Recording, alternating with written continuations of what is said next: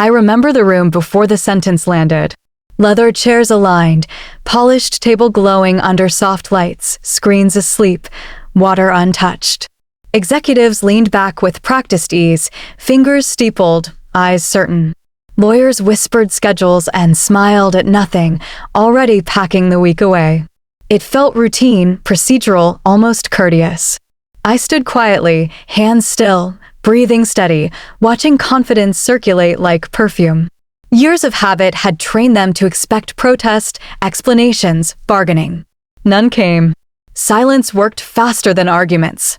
The air was warm, agreeable, safe, until it wasn't anymore. Everyone assumed the meeting would end politely within minutes without disruption. Then a single sentence entered the space and rearranged it. Not loud, not sharp, not emotional. It arrived flat, precise, factual, delivered as information rather than threat. I named the approval chain, the registry, the authorization path. I stated where signatures lived and why substitutions failed. Heads tilted. Pen stopped. One executive laughed softly and stopped halfway. A lawyer lifted his eyes and did not blink. The sentence was short, but it connected wires they never touched. Power shifted without movement. Experience teaches rooms how to listen when certainty suddenly evaporates across polished tables and prepared faces everywhere present today. They began searching for authority the way people search for exits during smoke. Eyes moved to counsel, to screens, to assistants near doors. Someone cleared a throat. Someone adjusted a tie. The comfort of hierarchy cracked. I remained where I was, unremarkable, almost forgettable, which made the shift sharper. They realized control was not seated at the table. It was embedded elsewhere, upstream, documented, untransferable. Years of governance suddenly mattered more than charisma. The system had a memory, and it remembered me. No briefing slide prepared them for that specific recognition unfolding slowly inside their confident assumptions about permanence today. Confidence tried to recover through motion. Questions appeared, cautious, indirect, phrased as hypotheticals. Could approvals be expedited? Could roles be reassigned? Could temporary authority apply? Each question answered itself the moment it formed. Law prefers names, not intentions. Compliance prefers records, not confidence. I watched understanding ripple outward, desk to desk, face to face. They were not angry yet. Anger comes later. This was recognition, heavier, quieter, more expensive. The room learned the cost of assumptions. Careers built on momentum paused as reality recalibrated expectations instantly across seasoned professionals who had rarely faced structural limits before that morning meeting ended. I felt no rush of victory. The moment asked for restraint, not celebration. Experience teaches patience when outcomes are inevitable. I stayed quiet because quiet preserves clarity. The longer silence held, the clearer the picture became. Their mental maps redrew themselves without my help. Someone finally asked where the authority resided. I answered calmly with dates and references. A chair shifted. A phone buzzed and was silenced immediately. Time slowed. Consequence arrived before emotion could organize. Nothing dramatic occurred, yet everything essential had already changed forever inside that polished room where certainty once ruled conversations and outcomes alike that day. When realization completes its circuit, faces behave differently. Color drains, posture stiffens, breath shortens. Smiles attempt survival through habit, refusing to acknowledge collapse. No one spoke. No one moved. The room had crossed from performance into consequence, from theater into accounting. I watched professionalism struggle to mask shock, and I understood the meeting was over without adjournment. Authority had clarified itself without confrontation. Years of hierarchy dissolved instantly as documentation outweighed titles, volume, confidence, and proximity to power within institutions built on process rather than personality, learned slowly through regulation, oversight, accountability, precedent, continuity. Their smiles didn't fade. They froze. They chose a Friday because Fridays feel predictable in corporate life. People empty their desks, close laptops early, and pretend weekend plans matter more than what happened during the week. Leadership prefers it that way. A quiet corridor creates fewer questions. A softer light creates fewer reactions. They believe decisions land more gently when the building is already half asleep. I had watched this ritual many times over the years. I recognized the choreography long before they realized I understood it. HR appearing without warning. A meeting request that never existed on the calendar earlier. A tone that tried to be warm but carried the weight of finality. Experience sharpens the senses in moments like these. The sun had already begun lowering behind the tinted windows when the message came through. Please step into the conference room. No explanation attached. No context. Just a location and a time that was only minutes away. I walked past coworkers who sensed something but said nothing. People who lived long enough in corporate systems recognized the smell of endings. Their eyes softened. Their voices lowered. I continued moving with steady steps because age teaches composure when surprises arrive at the worst possible moments. Inside the room, HR waited with folders arranged neatly, pretending everything was procedural. Security lingered near the door, pretending to adjust something on a tablet. Executives sat in chairs positioned in a small semicircle. I could see the intention behind every placement. They wanted control of the atmosphere. They wanted distance. They wanted efficiency. The room had been prepared with the precision of a staged photograph. In their minds, this would be simple. They would read from their notes. I would nod politely. They would escort me out. The building would absorb the silence and move on. The script began with practiced phrases about restructuring. They spoke in tones that sounded as if they were protecting me from something. They mentioned budget realignment. They used words designed to remove emotion. I noticed their eyes rarely met mine. People often avoid looking directly at someone whose role they believe is ending. It makes them question the stories they tell themselves about fairness. The legal representative folded one paper, unfolded another, and resumed reading. Each line felt memorized long before I entered the room. I listened quietly and waited. Not because I felt powerless. Not because the statements affected me. I waited because sometimes silence reveals more truth than confrontation. The executives believed they were leading the moment. They believed they had prepared for every possibility. They believed I would respond like the others who had been escorted out before me. They continued speaking, unaware that the true consequences of this meeting lived far beyond the walls of this building. When they finally finished reading, they leaned back in their chairs as if the most difficult part was behind them. HR offered a small smile intended to show professionalism. Security shifted weight from one foot to the other, ready to follow instructions. Everything in the room suggested closure. Everything in their posture suggested confidence. They expected compliance. They expected the ritual to unfold as smoothly as it always did. They had seen this process succeed countless times. They believed in its familiarity. Experience teaches when to speak and when to wait. This was a moment for waiting. I gathered my papers slowly, letting the room settle into its sense of accomplishment. They believed the decision was final. They believed Friday protected them. They believed the silence meant acceptance. What they did not understand was that routine gives comfort only to those who rely on predictability. The system they trusted leaned in my direction, not theirs. They mistook silence for surrender. Most people believe government contracts are rigid machines that respond instantly to new leadership. They imagine a system where titles move like chess pieces and signatures can be swapped without consequence. The truth is far more intricate. Government structures depend on accountability, not hierarchy. What matters is not who speaks the loudest inside a boardroom, but whose name appears consistently across decades of renewals, audits, authorizations, and compliance cycles. My name had lived within those cycles long before most executives at the table held their current positions. They never asked how many years the system had relied on a single approval path. They never considered the personal responsibility attached to it. The contract began modestly many years earlier. It grew layer by layer as new regulations emerged and oversight tightened. Every expansion required a personal signature, not a department signature. Approvals could not be delegated. They could not be transferred by verbal agreement.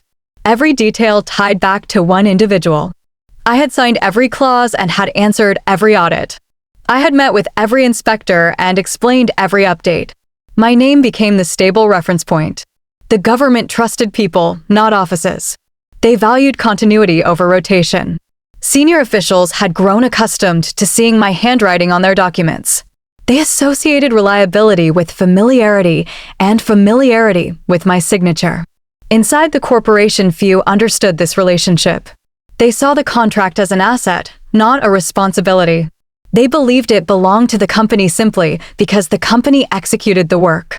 They never realized the government viewed the structure differently.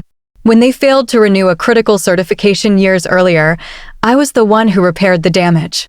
When a compliance issue threatened to pause funding, I was the one who traveled to the Capitol and met with the oversight director in person. These actions created a history that connected directly to my name. The executives benefited from this stability without understanding its origin. When new leadership arrived, they skimmed the contract rather than reading it. They looked for financial summaries and ignored the authorization sections. They sought deadlines and skipped the legal language explaining personal liability. They read quickly because they trusted templates. They assumed all government agreements followed identical structures. They never noticed the clauses that prevented substitution without a full review. They never noticed the personal accountability language. They never noticed the requirement for revalidation if the designated authority changed. Those sections were not decorative. They were the foundation of the system. During one quarterly review, an executive joked that my role was sentimental rather than essential. No one corrected him. Power creates assumptions, and assumptions create blind spots. They believed removing my position would save the company money.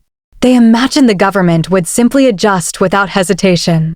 They never contacted the agency to confirm the process. They never asked the legal department to interpret the language thoroughly. They acted based on confidence rather than knowledge. After the dismissal on Friday, the company attempted to assign the authorization to another manager. The request was rejected within minutes. The agency required a meeting with me to verify transfer intentions. When they received silence, they paused operations automatically. Every department felt the impact by Monday morning. Screens froze. Payments held. Permissions expired. The absence of one name disrupted an entire structure. Executives searched for explanations, unaware that the answer had been written plainly in documents they never bothered to study. They believed authority came from position. They believed power followed titles. They learned that real power follows signatures recorded through years of consistent responsibility. Authority isn't loud. It's documented. I learned early in my career that correcting powerful people rarely changes their behavior. It only changes their attitude toward you. The more experienced I became, the more I understood the value of restraint. When leaders believe they understand everything, they stop listening. When they stop listening, they reveal how they make decisions. Watching them make decisions was more useful than interrupting them. So I allowed their assumptions to stand. Not because I lacked the information to challenge them, but because the information needed to surface at the right moment, not during polite conversations that would have been dismissed without reflection. Timing carries more weight than truth when dealing with confident executives. The first assumption they made was that my role was symbolic. They believed the contract remained stable regardless of the person attached to it. They assumed the government viewed the company as the primary point of trust. I could have corrected that misunderstanding during several meetings. I could have explained how many years I had invested building the relationship with the agency. I could have explained the renewal procedures, the accountability chain, the personal sign-off requirement. Instead, I listened to them speak about restructuring and efficiency. I watched how quickly they dismissed details that did not fit their narrative. Their certainty told me everything I needed to know. The second assumption appeared when they began discussing succession. They believed any manager with a similar title could replace me without complication. I remember sitting quietly as charts and graphs appeared on screens describing future workflows. They discussed handovers and training sessions as if the process were purely administrative. No one asked whether authorization transfer required government vetting. No one asked about personal liability endorsements. I could have offered guidance. I could have saved them hours of planning. I chose silence because advice would have been interpreted as resistance rather than support. The third assumption surfaced when budget reductions were mentioned. They believed removing senior staff generated immediate savings.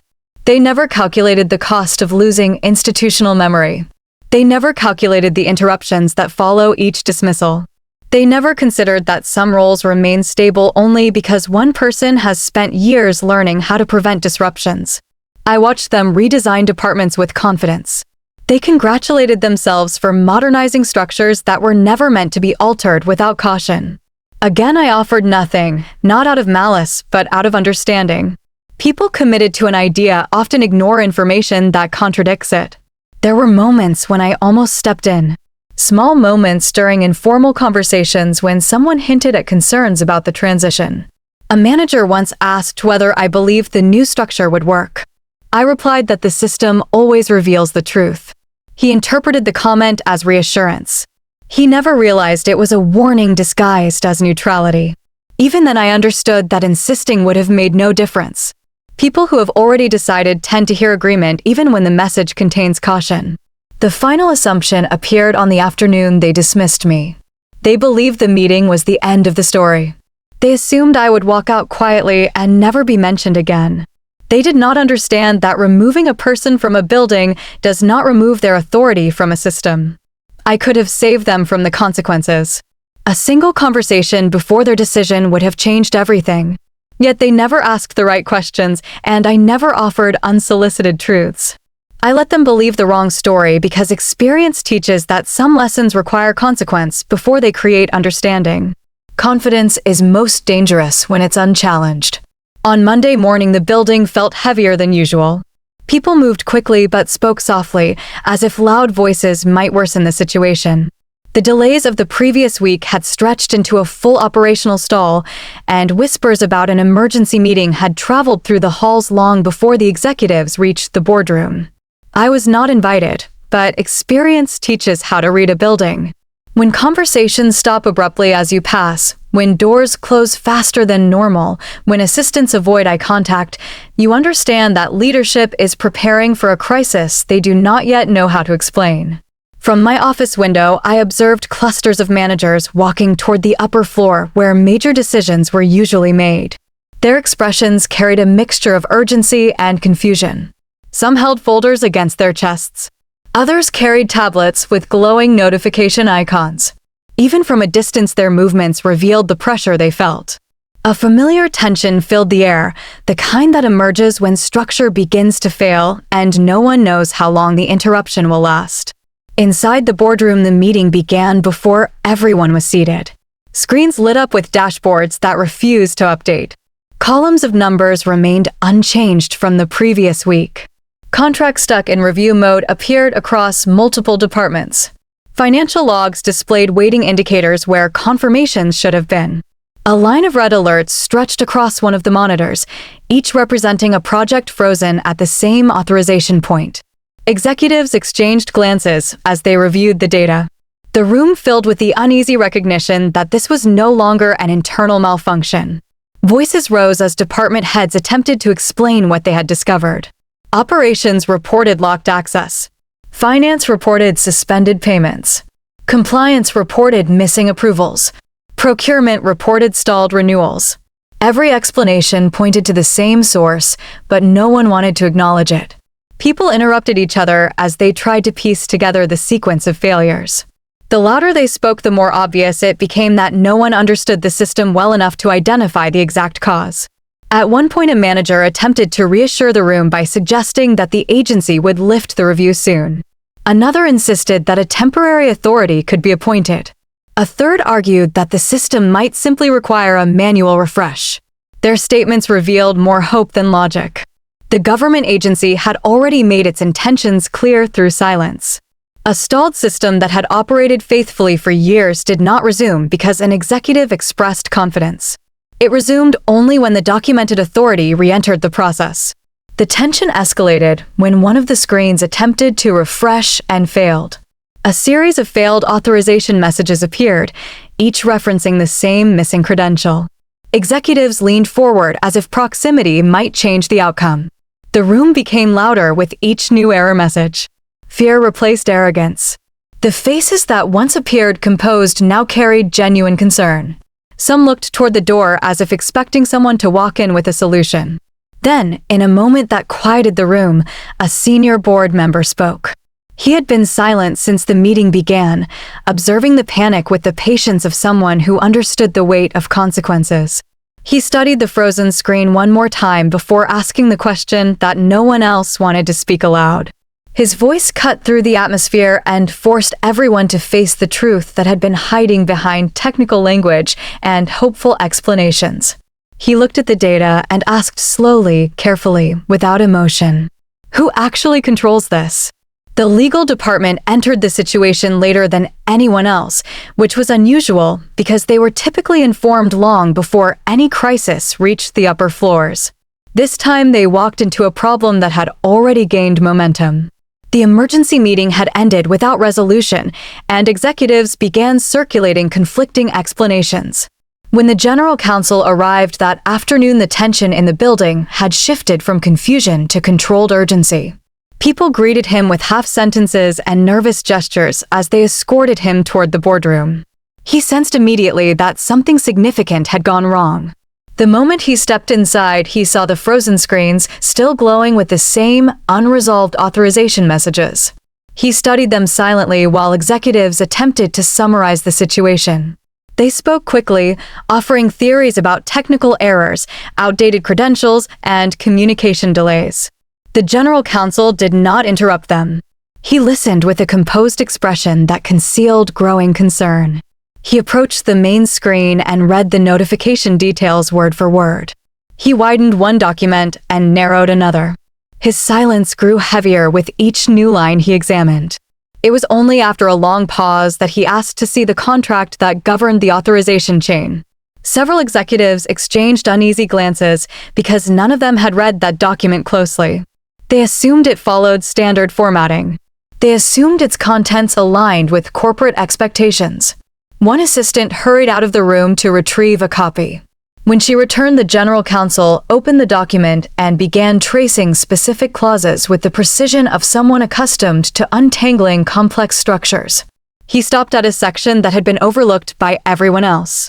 It specified that all approval actions tied to the contract required a designated authority whose appointment was validated by a government agency, not by internal leadership. The clause continued with detailed language explaining that removal of the authority did not automatically transfer the role to a successor.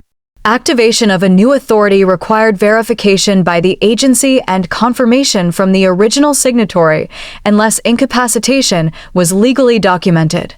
The room became silent as he read this aloud. He turned to the next page and found the section that listed the current designated authority. The signature was mine. The name was written clearly, without ambiguity, and had remained unchanged through multiple renewals. The general counsel closed the document and placed it carefully on the table.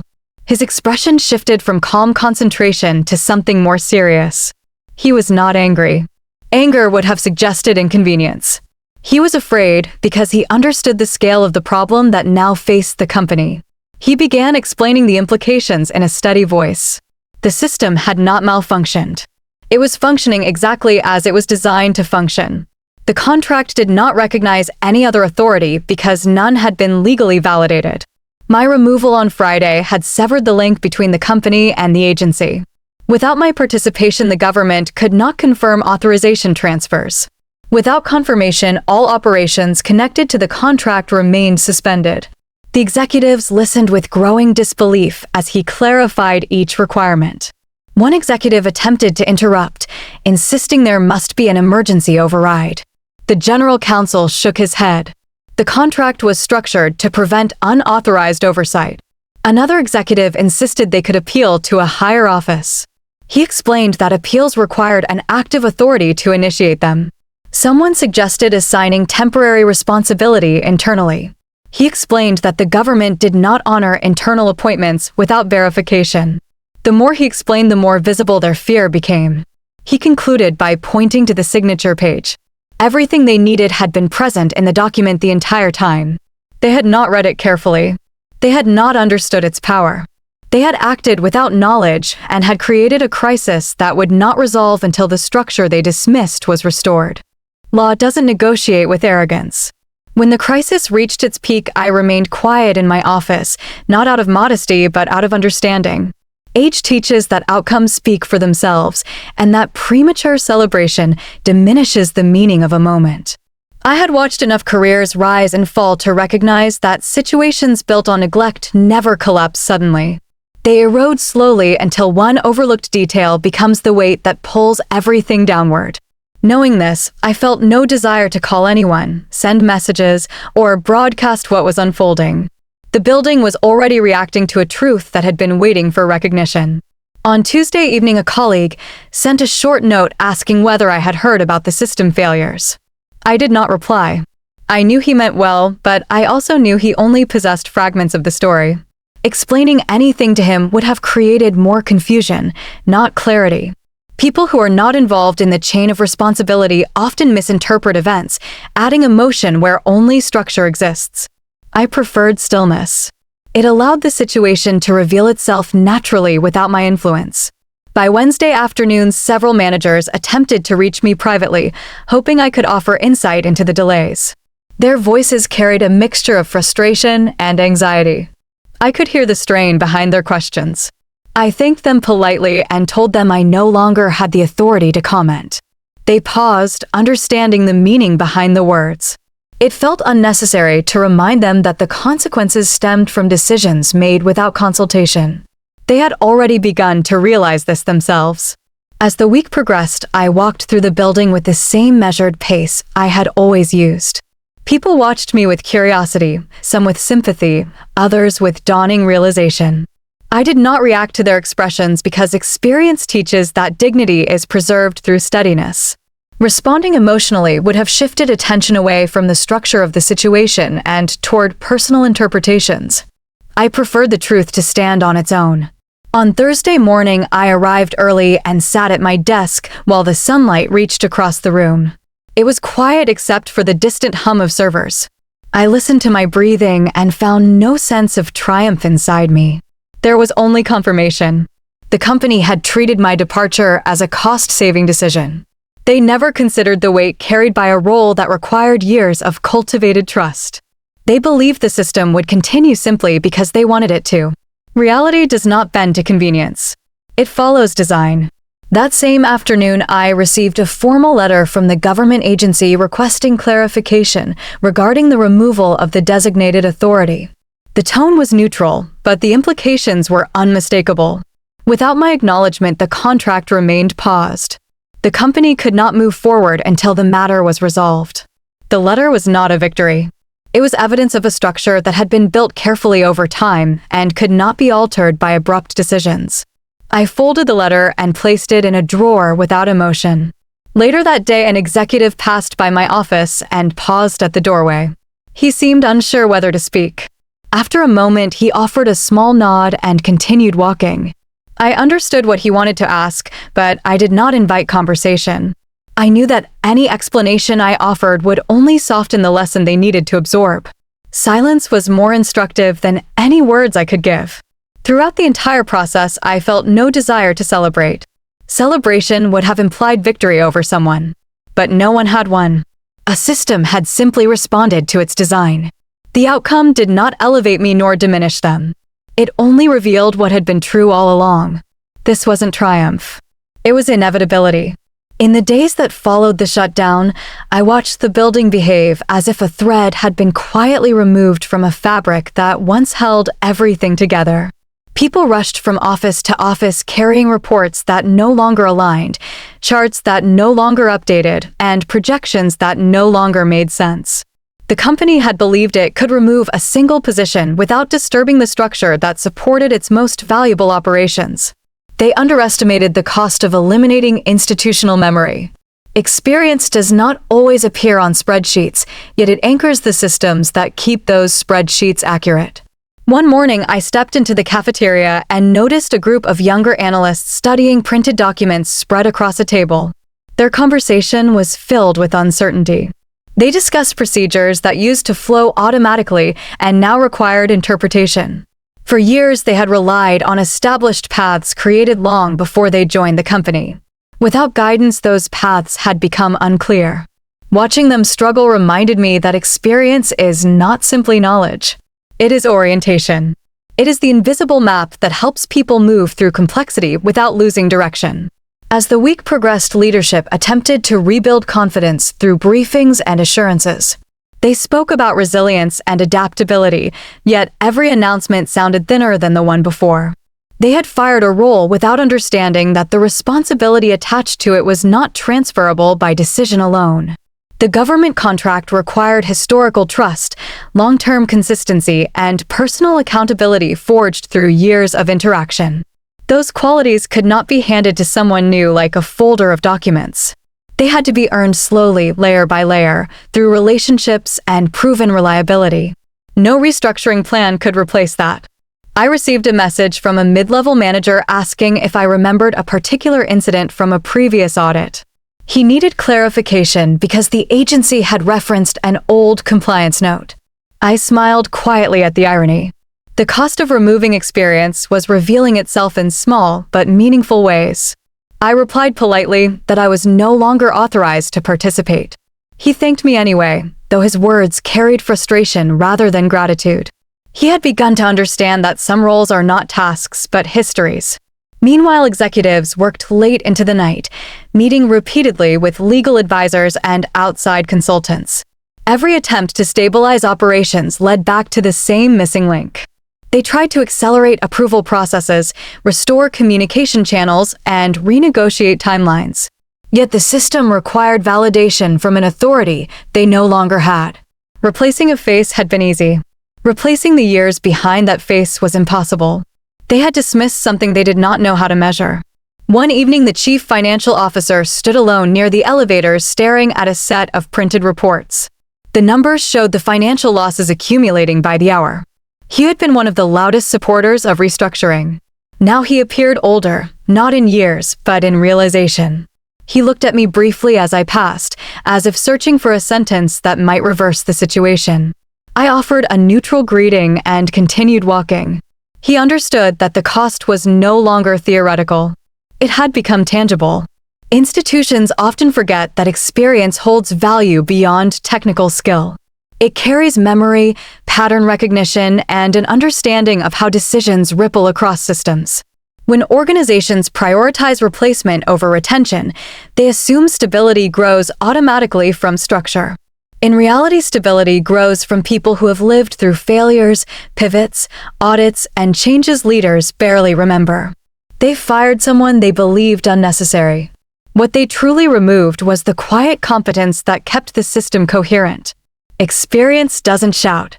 It waits. The first attempt to fix the situation did not come from the executives who had dismissed me. It came from someone with no authority, a mid-level supervisor who approached me in the hallway with a polite smile that looked rehearsed. He carried a folder under his arm and spoke as if we were discussing a casual update rather than a crisis. He asked whether I might clarify a few technical points about the authorization chain, insisting it would help everyone move forward. His voice carried careful neutrality, the kind people use when they hope to solve a problem without admitting its cause. I thanked him and reminded him that I no longer held a position that allowed such discussions. He nodded quickly and walked away, relieved that I had not pushed the conversation further. Later that afternoon, another attempt came through an unexpected channel. A former colleague, someone who had never involved himself in leadership decisions, sent a message asking if I had time to meet for coffee. He mentioned no specific reason, only that he wanted to check in. When we met, he hesitated before speaking. His words circled around the topic, avoiding direct acknowledgement of the company's situation. He hinted that leadership was dealing with a complex administrative issue and that a brief explanation from me could help resolve it quietly. He spoke gently, hoping kindness would soften my refusal. I listened patiently and answered with equal gentleness, explaining that authorization matters required formal channels. He understood, though disappointment settled across his face like a shadow. By Wednesday, the outreach became more strategic. A consultant hired by the company contacted me with a professional tone, presenting himself as a neutral intermediary. He described the system failure as a temporary inconvenience and asked whether I might help clarify certain procedural steps, purely for accuracy. His wording was deliberate. He avoided mention of the dismissal. He avoided mention of responsibility. He avoided any acknowledgement that the crisis had roots deeper than misunderstood procedures. I declined his request and advised him that the agency would provide any necessary information directly. His silence before ending the call revealed he already knew the agency had not responded to them. The following day, a retired executive I had always respected reached out. He no longer worked with the company, but remained a trusted advisor to several board members. He asked to speak privately and did not pretend ignorance. He explained that upper leadership had underestimated the complexity of the contract and now faced consequences they did not know how to reverse. He told me that some executives regretted the decision, but were unwilling to say so openly. Their pride prevented them from admitting the magnitude of their mistake. He asked whether I would consider meeting with them informally to discuss possible solutions. I appreciated his sincerity, yet I also understood that informal discussions would only blur the accountability the situation required. I thanked him for his honesty but declined. As the week continued, the language of their outreach softened further. Instead of directives, they offered questions. Instead of confidence, they offered caution. Instead of precision, they offered vague assurances that adjustments could be made to accommodate my perspective. Every message attempted to restore access without acknowledging the structure that had denied it. They wanted the door reopened without addressing the reason it had closed. They wanted continuity without responsibility. They wanted convenience without recognition of history. Inside the building, the crisis deepened. Systems remained locked. Projects stalled. External partners asked for explanations that no one could provide. Leadership avoided mentioning my name publicly, yet their silence acknowledged the truth they refused to speak. They were learning that some forms of access cannot be demanded, negotiated, or borrowed. They must be rightfully held, legally recognized, and consistently earned over time. Access isn't returned. It's earned. The first sign of irreversible consequence appeared quietly in the form of a delayed funding notice. It arrived early on a Monday morning, a simple message from the agency indicating that several scheduled disbursements required reevaluation before release. The language was polite, almost gentle, but the meaning carried weight. Without those funds, entire departments would need to pause ongoing work. Managers gathered in small groups, whispering about revised budgets and shifting deadlines. They had seen delays before, but never delays attached to the highest priority contract the company relied upon. The message unsettled them more than they admitted. By midweek, the second consequence arrived. An audit request appeared in the shared system, flagged as urgent. It demanded a comprehensive review of authorizations, security protocols, and internal controls. Executives met privately, exchanging theories about the timing. They attempted to reassure staff that the audit was routine. Yet everyone noticed the tight expressions and shortened meetings. Audits are not feared when structures are stable. They are feared when structures reveal weakness. And weakness was becoming clearer with each passing day. The oversight measures came next. Representatives from the agency informed the company that any activity linked to the contract would require direct review until further notice. Those who had worked in government environments understood the significance. Oversight is not punishment. It is preparation. It signals that the agency is monitoring for long-term viability. Operations slowed as approvals stacked up waiting for external confirmation.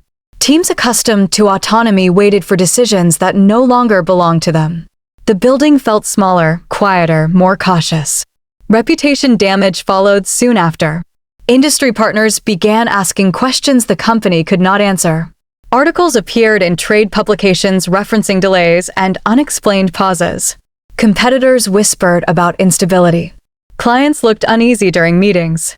What made the situation worse was the company's inability to provide a coherent explanation.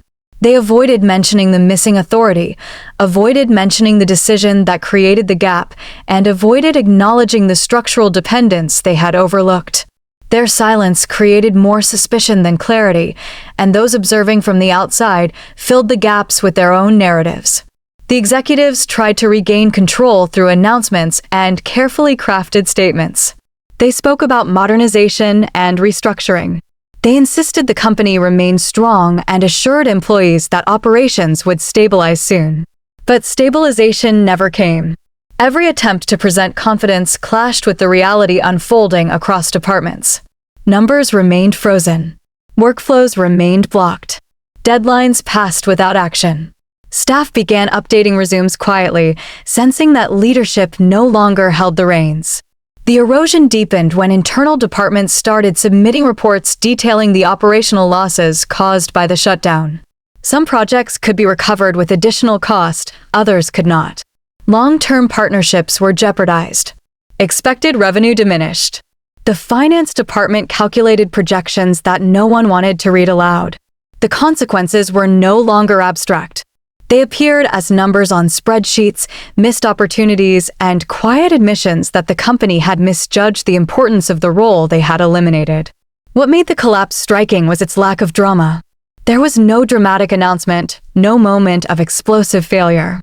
Instead, the decline unfolded like a slow unraveling. Processes that once ran smoothly grew tangled. Decisions that once seemed simple became complicated. The leadership that once projected certainty appeared fatigued and unsure. The empire they had spent years promoting did not end in a spectacle. It weakened through repeated small failures, each one connected to the decision they believed would save them money. In private corners, employees spoke openly about what had happened. They understood now that the crisis had not been caused by an external threat. It had been created internally through neglect, ego, and a belief that experience could be replaced without consequence. The company had removed the foundation of its own stability and expected the structure to remain standing. Empires rarely fall from attacks. They fall from omissions.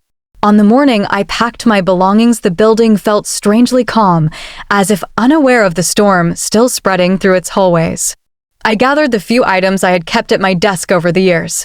A framed photograph, a notebook with worn edges, and a fountain pen I had used during countless contract reviews. Nothing extravagant, nothing symbolic, just small pieces of a long career. People often imagine dramatic exits filled with emotion. Mine was quiet. I did not look for applause or sympathy. I simply took what belonged to me and left behind the rest, including the expectations others had placed on me without understanding the weight of my responsibilities. As I walked toward the elevator, I noticed familiar faces watching from a distance. Some offered polite nods, others looked away, uncertain how to approach. They had witnessed many departures before, but sensed this one was different. They saw the building reacting to a decision leadership thought would simplify their future, only to discover it had complicated everything. The silence in their gazes said more than any words. They understood that experience had left the building even before consequences began to unfold. I reached the ground floor and paused near the entrance. A security guard who had worked there as long as I had approached quietly and wished me well. His voice carried sincerity, not curiosity. He knew I did not need encouragement. He also knew the building needed more of what I carried than I needed from it. I thanked him and stepped outside into the open air. The world continued as if nothing extraordinary had happened, yet something in me felt restored rather than diminished. I walked to a nearby park and sat on a bench overlooking a small pond. I opened my notebook and reviewed the final notes I had written in it. They were not about revenge or disappointment. They were reminders to myself about boundaries I had ignored, about clarity I had postponed, and about choices I needed to confront. Leaving the company had revealed truths that had been quiet for years. I realized I had accepted burdens that were never mine alone. I had protected systems without insisting others understand them. I had allowed leadership to assume stability existed without effort. As I sat there watching the surface of the water ripple, I understood that what I carried with me was not bitterness. It was confirmation. The company had made its choice, and the consequences had followed not because I acted against them, but because I refused to interfere with a structure designed to protect accountability. I had spent years building relationships with the agency, maintaining accuracy in documentation, and ensuring compliance. None of that work disappeared simply because someone believed my role was unnecessary. A few hours later, my phone buzzed with messages from colleagues attempting to understand what had happened. I responded kindly but briefly. They did not need explanations. They needed time to witness the truth unfold. Leadership would learn its lesson from the consequences already in motion. I carried no desire to correct them anymore. My responsibility had ended the moment they severed the connection they did not comprehend. I returned home that evening with a sense of closure. I had not taken money, recognition, or vindication. I carried something far more valuable for the next chapter of my life. I carried clarity about my worth, boundaries that would guide future decisions, and undeniable proof that preparation matters more than performance. I understood now that silence is not surrender. It is strategy. Quiet preparation outlives arrogance. If you are listening at this stage of life, I want you to hear this without hurry. Experience becomes clearer when spoken slowly. Years teach us that careers are built on more than ambition. They are built on observation, patience, and the quiet accumulation of understanding. Younger professionals chase visibility. Older professionals build structure. And structure, once created, does not disappear because someone decides to replace the person who designed it. It follows the person who carried the responsibility long enough to understand its weight. That truth does not become outdated. It becomes sharper with time. There comes a moment in every long career when you realize that relevance is not something you chase. It is something you carry. Institutions often forget this. They look at age and mistake it for limitation. They look at confidence and mistake it for competence. They favor speed over wisdom and presentation over depth. If you have crossed 50, you have watched this pattern repeat across different companies and different leaders. What they fail to see is the quiet leverage built by years of consistency. They measure value through titles. You measure it through impact. You have lived through reorganizations that promised transformation and delivered confusion. You have watched talented people leave because leadership believed enthusiasm could replace memory. You have sat in meetings where someone insisted they understood everything after reading a single page. You remained silent not because you lacked answers, but because you could already see the path their decisions would take. Age gives clarity that cannot be taught. It also gives restraint. Not every mistake needs to be prevented. Some lessons require unfolding. There is power in allowing systems to reveal the truth. When structures are built properly, they speak louder than any argument. You do not need to prove what you know. Time proves it for you. Younger colleagues may mistake your silence for passivity, but silence can be intentional. Silence can be strategic. Silence can be the boundary that keeps you from carrying burdens that no longer belong to you. Those who have spent decades inside complex environments understand that success often comes from knowing when not to intervene. You have also learned that leverage is rarely loud. It lives in understanding processes others overlook. It lives in recognizing patterns before others notice them. It lives in the trust you earned by showing up consistently long after the excitement of a new initiative faded. Leverage is built in the moments people forget to observe. It is built in the details others skim. It is built quietly, which is why so few people recognize its strength until they need it. So when someone younger, louder, or more confident believes they can replace you without understanding what you maintained, do not rush to explain yourself. Let the system speak. Let documentation speak. Let history speak. You have earned the right to step back and let reality reveal what your presence once protected. You are not obligated to rescue those who undervalued your experience. You are not responsible for shielding them from the consequences of their decisions. This is not about revenge. It is about recognition. It is about understanding that wisdom is not an accessory to an organization. It is its foundation. And when a foundation is removed, the structure eventually shows the gap. Those who dismissed your value will learn, not because you argued, but because their assumptions collapsed under the weight of everything they refused to see. If they replace you without understanding you, let them discover you through consequences.